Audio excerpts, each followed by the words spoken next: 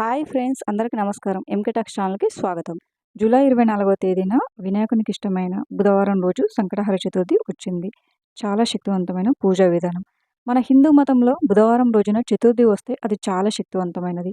ఈ సంకటహర చతుర్థి బుధవారం కలిసి రావడం చాలా అరుదుగా ఉంటుంది. సంకటహర చతుర్థి నాడు ఇంట్లో పూజ చేయడం వల్ల మీరు కోరుకున్న కోరికలన్నీ ఖచ్చితంగా నెరవేరుతాయి. రోజు చేసే పూజల కన్నా చతుర్థి రోజున చేసే పూజలకు చాలా పుణ్య ఫలితం లభిస్తుంది. కాబట్టి ఈ సంకటహర చతుర్థి రోజున ప్రతి ఒక్కరూ ఇంట్లో పూజ చేసుకొని స్వామివారి అనుగ్రహాన్ని పొందండి. చతుర్థి రోజున ఇంట్లో ఉన్న ప్రతి ఒక్కరూ సూర్యోదయం కంటే ముందే నిద్రలేవాలి. ఇంట్లో పూజ చేసే స్త్రీలు శుభ్రంగా తలస్నానం చేసి మీ ఇల్లంతా శుభ్రం చేసుకొని ఇంట్లో పసుపు నీళ్ళు చల్లుకోవాలి. ఇలా పసుపు నీళ్ళు చల్లడం వల్ల మీ ఇంట్లో ఏమన్నా మైలు ఉంటే అదంతా శుద్ధి అవుతుంది.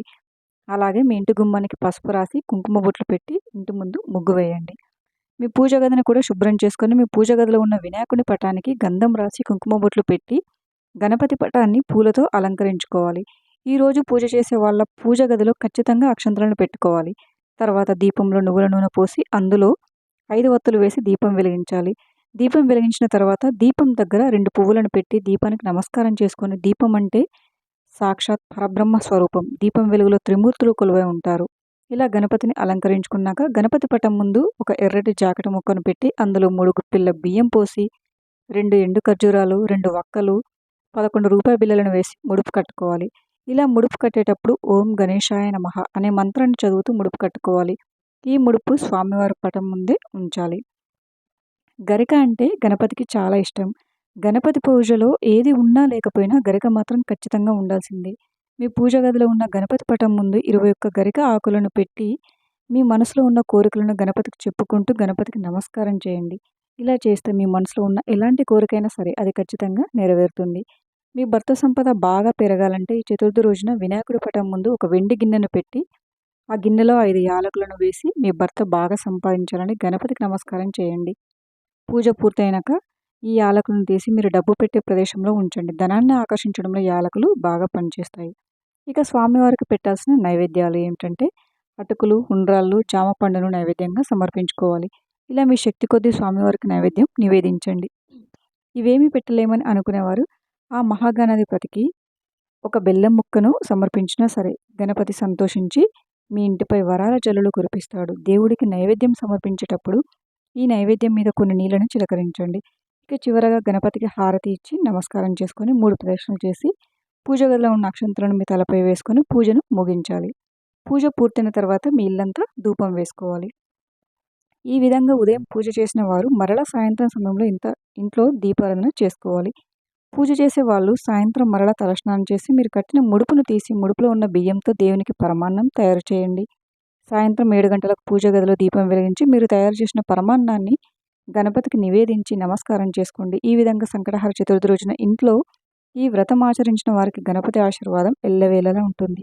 మీ ఇంట్లో ఉన్న కష్టాలన్నీ తొలగిపోయి మీ ఇంటికి అష్టైశ్వర్యాలు కలుగుతాయి. ఈ రోజున ఇంట్లో పూజ చేసేవాళ్ళు మధ్యాహ్న సమయంలో నిద్రపోకూడదు, మంచం మీద కూర్చోకూడదు. గణపతి పేరు మీద ఈ రోజున ఉపవాసం ఉంటే మీరు ఎంతో పుణ్యాన్ని మూట కట్టుకుంటారు. మీ ఇంట్లో ఉన్న కష్టాలన్నీ తొలగిపోతాయి. ఈరోజు ఉపవాసం ఉన్నవారు సాయంత్రం చంద్రుడిని చూసిన తర్వాత మాత్రమే ఉపవాసం విరమించాలి. ఉపవాసం ఉండలేని వారు మీరు తినే ఆహారంలో ఉల్లిపాయ, వెల్లుల్లి లేకుండా చూసుకోవాలి. ఈ చతుర్థి రోజున ఒక శక్తివంతమైన అమ్మవారి బీజ మంత్రాన్ని జపిస్తే మీకు అఖండ రాజయోగం వరిస్తుంది. ఆ మంత్రం ఏమిటంటే ఓం హ్రీం శ్రీం లక్ష్మీ వాసుదేవాయ నమః అనే మంత్రాన్ని 3 సార్లు చదివితే చాలా మంచిది.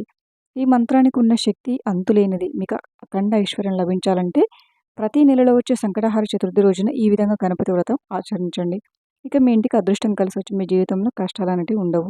ఈ పవిత్రమైన రోజున గణపతి ఆలయానికి వెళ్ళి గణపతి చుట్టూ 3 ప్రదక్షిణలు చేస్తే కోటి జన్మల పుణ్యఫలాన్ని పొందవచ్చు. ఈ విధంగా ఇంట్లో పూజ చేయలేని వారు కనీసం ఇంట్లో ఒక దీపం వెలిగించి ఒక కొబ్బరికాయను కొడితే చాలా మంచిది.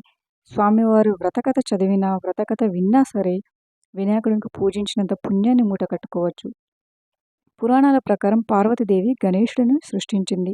పరమశివుడు పార్వతీదేవిని దర్శించుకోవడానికి వచ్చినప్పుడు అప్పుడు ఆ గణేశుడు పరమేశ్వరుడు తన తండ్రి అని తెలియక శివునికి ఆంక్షలు పెట్టాడు. అప్పుడు శివుడు ఉగ్రరూపం దాల్చి గణేశుని తల నరికాడు. పార్వతి తిరిగి వచ్చేసరికి కొడుకు చనిపోయి ఉండటం చూసి కోపంతో భయంకరమైన రూపం దాల్చింది. అప్పుడు ఆ మహాశివుడు తన తప్పును సరిదిద్దుకోవడానికి గణపతి శరీరం పైన ఏనుగు తలను అమర్చి అతనికి ప్రాణం పోశాడు. ఈ సంఘటన సంకటహర చతుర్థి నాడు జరిగింది కాబట్టి సంకటహర చతుర్థి నాడు గణపతికి అంకితం చేయబడింది. దేవతలందరిలో తొలి పూజ అందుకునేది వినాయకుడు. ఎవరికైతే ఆర్థిక కష్టాలు, కుటుంబ సమస్యలు, జాతకంలో దోషాలు ఇలా ఎలాంటి సమస్యలున్నా సరే మీ కష్టాల నుంచి విముక్తి పొందడం కోసం చతుర్థి రోజున గణేశుడిని పూజిస్తే చాలా మంచిది. Thank you for watching friends. ఈ వీడియో కనుక మీకు నచ్చినట్లయితే వీడియోని లైక్ చేసి మరిన్ని వీడియోస్ కోసం మా ఛానల్ని సబ్స్క్రైబ్ చేసుకోండి.